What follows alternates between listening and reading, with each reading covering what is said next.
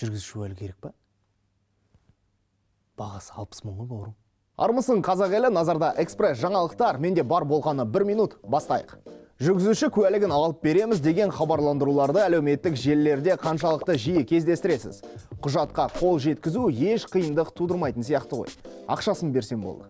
3 күн ішінде құжат дайын болады. Кезекте тұрмай, емтихансыз алдын ала аласыз. Тіпті үйге дейін жеткізіп береді. Барлығын жасай аламыз дейді. Алғашқы куәлік, жоғалған құжатты жаңадан жасап беру, жүргізу құқығынан айырылғандарға қайта жасап беру.